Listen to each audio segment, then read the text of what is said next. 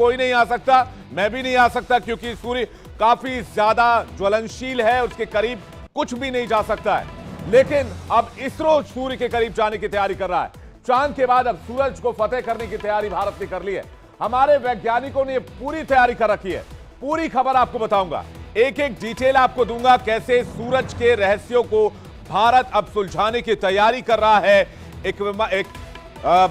आपको बता दें, एक मिशन के जरिए, उसका नाम होगा आदित्य L1। लेकिन उससे पहले हमारा चंद्रयान 3 जो अपने मिशन में जुटा हुआ है, उसका एक अपडेट आप तक पहुंचा दें। ये देखिए, सबसे लेटेस्ट तस्वीरें इसरो ने जारी की है चंद्रयान 3 की। ये तब की तस्वीर है जब कल हम सब भारत माता की जय और हिंदुस्तान जिंदाबाद के नारे लगा रहे थे और चंद्रयान 3 चांद की सतह पर लैंड कर रहा था। ये उस वक्त की तस्वीरें हैं। चांद की सतह कितनी करीब नजर आ रही है। हालांकि इस वीडियो को टाइम लैप्स में जारी किया गया है, फास्ट फॉरवर्ड किया गया इस वीडियो को, ताकि जिसकी वजह से आपको ये डॉट्स तेजी से बदलते हुए नजर आ रहे हैं। लेकिन ये भारत के चंद्रयान की तस्वीर है, कीर्तिमान की तस्वीर। लगातार चंद्रयान डेटा इसरो के वैज्ञानिकों को भेज रहा है। जब प्रज्ञान रोवर चांद की सतह पर आया, इससे पहले अपने सोलर पैनल उसने खोले और तस्वीर आपके सामने है। आइए आपको बताते हैं कि किस तरह का मिशन इस वक्त भारत जो है वो क्या क्या जानकारी जुटा रहा है चांद के पास से चंद्रयान 3 के जरिए। आसपास की चीजों को स्कैन करने के लिए नेविगेशन कैमरों का इस्तेमाल कर रहा है प्रज्ञान।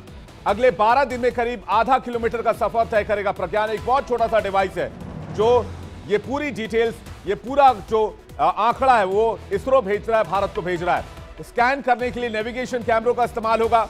12 दिन में तकरीबन आधा किलोमीटर का सफर तय करेगा और जो मिट्टी है चांद की उसका अध्ययन करेगा, एटमॉस्फेयर का अध्ययन करेगा। इसके पेलोड पानी और दूसरी कीमती धातुओं को वहां खोजने में लग गए हैं और वहां पर जो दूसरी चीजें हैं उसको भी स्टडी करने में प्रज्ञान लग गया है। और कहा जा रहा है कि उसकी भी एक एक डिटेल बहुत जल्द इसरो के पास आनी शुरू हो जाएगी। लेकिन अब बारी सूरज को फतेह करने की है, सूरज के रहस्यों को सुलझाने की है, जिसके लिए इसरो की तैयारी तेज है।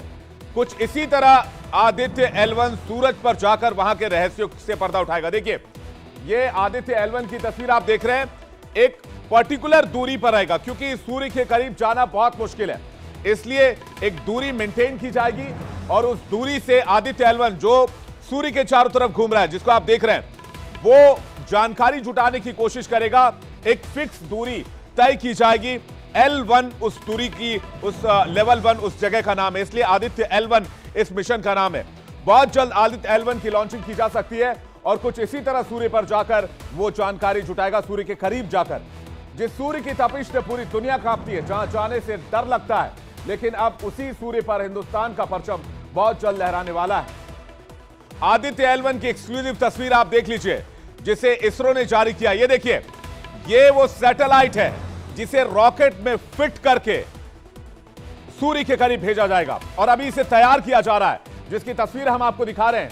और ये तस्वीर मनगढ़ंत नहीं है, ये तस्वीर है इसरो के द्वारा जारी किया गया। ये है आदित्य L1 का सैटेलाइट। ये देखिए, इसमें कितने कल पुर्जे लगे हुए हैं, कितनी मेहनत से वैज्ञानिक इसको तैयार कर रहे हैं। ऊपर की ओर थ्रस्टर्स लगे हुए हैं, नीचे की ओर थ्रस्टर्स लगे हुए हैं। इसके अलावा तरह तरह के सेंसर, ये सोलर पैनल आप देख रहे हैं, जिसके जरिए वह एनर्जी जनरेट करेगा और जिसके जरिए ये जो है बाकी वहां पर अपनी एनर्जी बनाएगा और डेटा पृथ्वी को भेजेगा। ये पूरी तैयारी इसरो की तरफ से चल रही है। जब लॉन्च हो जाएगा तब कैसा दिखेगा उसकी तैयारी भी आप देख लीजिए। तस्वीर आज आपको दिखा देते हैं। ये आदित्य L1 लॉन्च के वक्त कुछ इस तरह से नजर आएगा। जब ये लॉन्च की तस्वीर आपके सामने आएगी, आदित्य L1 की तस्वीर, हम आपको अब इसरो का फ्यूचर प्लान बता रहे हैं। हमने आपको चंद्रयान 3 की एक एक डिटेल बताई, अब इसरो के फ्यूचर प्लान्स को भी जान लीजिए, किस तरह से भविष्य में आगे बढ़ने की तैयारी है इसरो की। कुछ इस तरह से आगे के मिशन को अंजाम दिया जाएगा। अब आखिर ये मिशन क्या है, आदित्य L1 मिशन क्या है, जल्दी से आपको वो बता देते हैं। दरअसल एक तरफ सूर्य आप देख रहे हैं, एक तरफ आप पृथ्वी देख रहे हैं। आदित्य L1 अगले महीने जो है उसे लॉन्च किया जा सकता है, ऐसी जानकारी मिल रही है। हालांकि डेट अभी फाइनल नहीं है। श्रीहरिकोटा से इसे लॉन्च किया जाएगा आदित्य L1 को, जहां से चंद्रयान 3 लॉन्च हुआ था। पृथ्वी से सूर्य की दूरी 14 करोड़ 96 लाख किलोमीटर की है। सूर्य की किरणों को धरती पर पहुंचने पर 8 मिनट का वक्त लग जाता है। आप सोचिए कि रोशनी की गति कितनी होती है, उसे भी पृथ्वी तक आने में 8 मिनट का वक्त लगता है। यानी कि ये दूरी तय करनी प्रकाश के लिए भी कितनी मुश्किल है। लेकिन आदित्य L1 1,15,000 किलोमीटर का सफर तय करेगा और वहीं से सूर्य से जानकारी जुटाएगा। क्योंकि सूर्य की तपिश बहुत ज्यादा होती है, इसलिए एक लॉन्ग रेंज पॉइंट बनाया गया जिसे L1 कहा जा रहा है। ये वो पॉइंट है जहां ऑब्जेक्ट स्थिर रहता है, यहां पर ग्रहण का कोई असर सूर्य पर नहीं होगा। यानी कि यहां से जो आदित्य L1 है वो लगातार सूर्य को देखता रहेगा, हर वक्त सूर्य पर निगरानी रख पाएगा। 4 महीने आदित्य L1 इसी पॉइंट से जानकारी जुटाएगा जो आप ठीक मेरे सामने देख रहे हैं। आदित्य L1 सूर्य के एक पर्टिकुलर दूरी पर मौजूद है और इसकी दूरी जो है वो 1,15,000 किलोमीटर के आसपास बताई जा रही है।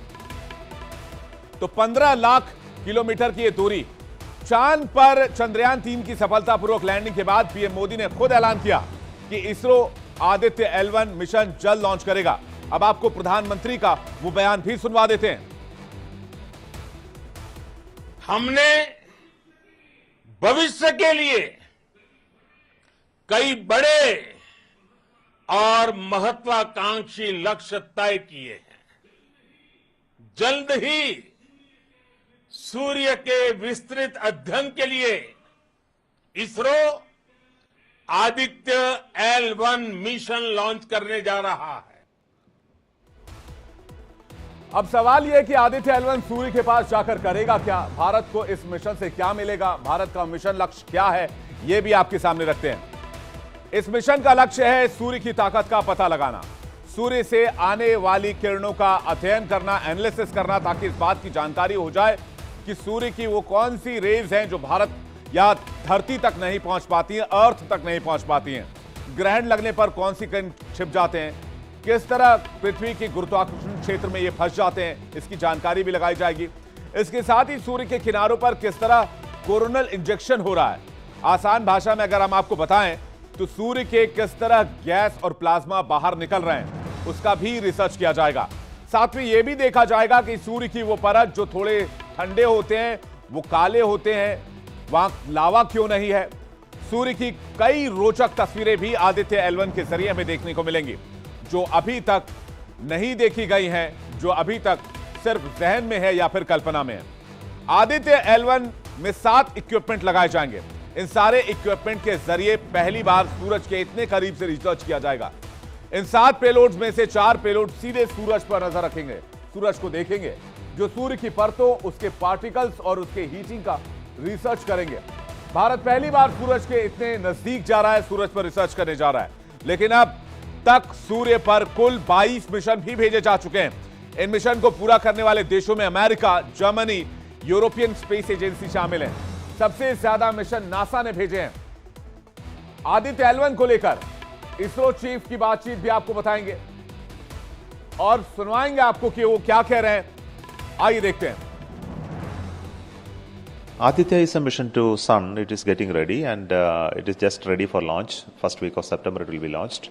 And after that it will be launched. It will travel for many days to reach the L1 point. Gaganyaan is still in the work in progress. तो इसरो लगातार दुनिया की स्पेस एजेंसी में अपना नाम दर्ज करा रही है। लगातार इसरो इतिहास लिख रहा है। इसरो के वैज्ञानिक चंद्रयान की सफलता के बाद खुश हैं और वो अब आदित्य L1 की तैयारी में जुट गए हैं। उन्हें यकीन है कि जिस तरह से चंद्रयान ने चांद पर कीर्तिमान रचा, उसी तरह आदित्य L1 भी सूरज के रहस्यों से पर्दा हटाएगा, सूरज के रहस्यों को उजागर करेगा। पीएम मोदी हमेशा से ही इसरो के वैज्ञानिकों का हौसला अफजाई करते रहे। कल भी जब चंद्रयान की लैंडिंग चांद की सतह पर हो रही थी, तब भी आपने देखा होगा कि पीएम मोदी जोहान्सबर्ग से वर्चुअली जुड़कर पूरा मिशन लाइव देख रहे थे। उसकी तस्वीरें भी सामने आई और ये तस्वीर देखिए। भला इस तस्वीर को भूल कौन सकता है, जब प्रधानमंत्री मोदी ने तत्कालीन इसरो चीफ के गले मिलकर, के सिवन को गले मिलकर हिम्मत दी थी, गले मिलकर ढाढ़स बंधाया था। ये तब की तस्वीर है जब चंद्रयान 2 चांद पर सॉफ्ट लैंडिंग नहीं कर पाया था और जब यह मिशन आंशिक तौर पर फेल हुआ, तब पीएम मोदी ने खुद हौसला अफजाई की थी, जिसका नतीजा आज यह है कि चंद्रयान 3 अपने मिशन में कामयाब रहा है और एक ऐसा मिशन इसरो ने तैयार किया जो फुल प्रूफ माना गया और वो कामयाब होकर ही रहा। पीएम मोदी का फोकस हमेशा से साइंस एंड टेक्नोलॉजी के क्षेत्र में रहा है। कैसे, आइए आपको बताते हैं। 2014 में साइंस एंड टेक्नोलॉजी का बजट कितना हुआ करता था। अब जो बातें लोग करते हैं कि किस समय में कितना बजट दिया गया, ये तब से चला आ रहा है, ये नेहरू जी के टाइम से चला आ रहा है। जो कुछ आंकड़े मैं आपके सामने रखना चाहता हूं। 2014 में साइंस एंड टेक्नोलॉजी का बजट 5,400 करोड़ रुपए का था। उस वक्त सारा पैसा वेतन भुगतान और प्रयोगशाला के रखरखाव में ही खर्च हो जाता था, यानी ये पैसे नाकाफी साबित होते थे। लेकिन 2022 में ये बजट बढ़कर कहां चला गया? 14,217 करोड़ कर दिया गया। पीएम मोदी ने बजट में 3 गुना तक की बढ़ोतरी की। पीएम मोदी ने इन स्पेस की स्थापना की, जो निजी कंपनियों को भी अंतरिक्ष के क्षेत्र में काम करने का मौका देगी। हैरत की बात यह कि अब तक 135 आवेदन प्राप्त हो चुके हैं। इसके साथ ही 140 से ज्यादा स्पेस स्टार्टअप रजिस्टर किए जा चुके हैं। अंदाजा लगाइए कि पीएम के विजन का नतीजा क्या हुआ और रिजल्ट हमारे सामने है। पीएम मोदी की इच्छा शक्ति और हमारे वैज्ञानिकों के हौसलों के दम पर इसरो आने वाले समय में आदित्य L1 के अलावा भी कई और चमत्कार करने की तैयारी में है। जल्दी से टॉप 5 मिशन के बारे में भी आपको बता देते हैं और आपको दिखा देते हैं कि अब इसरो किस राह पर आगे बढ़ चला है। आइए देखते हैं। जो ये मिशन है वो भूकंप और सुनामी का सटीक अनुमान लगाएगी। मिशन का नाम है निसार। इसके बाद इसकी लॉन्चिंग होगी 2024 में। निसार के पास बादलों के पीछे और अंधेरे में फोटो क्लिक करने की ताकत होगी। इसके बाद अगला मिशन होगा स्पेडेक्स। इस मिशन के जरिए स्पेस स्टेशन बनाने की तैयारी है, यानी इसरो का अपना स्पेस स्टेशन। इसकी लॉन्चिंग भी 2024 में की जानी है। इसकी तैयारी भी की जा रही है। इस मिशन से पता चलेगा कि अंतरिक्ष में जरूरी चीजें कैसे पहुंचाई जाएं। अगला मिशन जो है वो बेहद अहम है। इस मिशन का नाम होगा गगनयान। गगनयान के बारे में आपको बताएं तो इसके जरिए इंसानों को अंतरिक्ष में भेजने की तैयारी इसरो कर रहा है। 2024 में ही किसी इंसान को अंतरिक्ष में भेजे जाने की तैयारी है। इसमें 10,000 करोड़ का खर्च आएगा। अगर यह मिशन कामयाब रहा तो भारत, अमेरिका, चीन, सोवियत संघ के बाद इंसानों को अंतरिक्ष में भेजने वाला चौथा देश बन जाएगा। अगला जो मिशन है वो बेहद अहम है। इसका नाम शायद आप पहले सुन चुके हैं, लेकिन ये इसका अपग्रेडेड वर्जन होगा, मंगलयान, जो मंगल ग्रह के बारे में जानकारी जुटाएगा। 2025 में इसे लॉन्च करने की तैयारी है। इसमें 500 करोड़ तक का खर्च आएगा। इसके अलावा एक शुक्रयान मिशन भी तैयार किया जा रहा है। जी हां, शुक्र को पढ़ने की भी तैयारी है। इसे दिसंबर 2024 में लॉन्च किया जा सकता है। यह शुक्र ग्रह के रहस्यों से पर्दा उठाएगा। शुक्र ग्रह की जानकारी इसरो तक, हम तक और आप तक पहुंचाएगा। तो इसरो ने ठान लिया है कि चंद्रयान के बाद सूरज पर जाना है, शुक्र पर जाना है, मंगल पर फिर से तैयारी करनी है, गगनयान भी लॉन्च करना है और मानव युक्त मिशन भी लॉन्च करना और स्पेस स्टेशन भी बनाना है। भारत अगले महीने मिशन सूर्ययान यानी आदित्य L1 भी लॉन्च करने जा रहा है, जो सूर्य के रहस्यों से पर्दा उठाएगा। इसरो की इस तरक्की पर, भारत के स्पेस पावर पर हमने सोचा कि हम इंडिया वालों से ही बातचीत कर लें और ये जानने की कोशिश करें कि आखिर इस पर इंडिया क्या बोल रहा है। आइए सुनते हैं इसरो की ताकत पर इंडिया क्या बोलता है। ऐसा फिर आएगा बहुत जल्दी से, महीने 15 दिन के अंतर्गत, कि हम सूर्य पर पहुंचे हैं। हम पूरे सूर्य की जो पुरानी चीजें हैं उन्हें जानने का काम करेंगे और दुनिया को दिखाने का काम करेंगे कि हम बहुत मजबूती के साथ देश हित के लिए कार्य कर रहे हैं और बहुत मजबूती के साथ भारत विश्व गुरु बनने की ओर अग्रेसिव है और भारत विश्व गुरु बनकर पूरे दुनिया का नेतृत्व करने का काम करेगा। अगला कदम सूर्ययान की ओर, सूर्ययान प्रथम, एक नया इतिहास रचेगा भारत। हम अपने वैज्ञानिकों के इस कदम का स्वागत करते हैं। अब अगला कदम सूर्य पे है। जैसे चांद पे सफलता प्राप्त की है, ऐसे ही हमारी मनोकामना है, हमारा शुभाशीष है। हम लोग यही चाहते हैं, पूरा देशवासी यही चाहता है कि सूर्य पर भी विजय प्राप्त हो। हमें अपने देश के साइंटिस्टों पर पूरा भरोसा है। हमारे देश को, हमारे देश के महान वैज्ञानिकों को निश्चित ही इस पर भी सफलता मिलेगी। अब भारत के वैज्ञानिक वो वाले वैज्ञानिक नहीं रहे जो विदेश की ओर भागते थे। अब हमारा देश इतना समृद्ध हो चुका है कि आज हमारा वैज्ञानिक यहीं रुकेगा और देश के लिए काम करेगा। आपने देखा चंद्रयान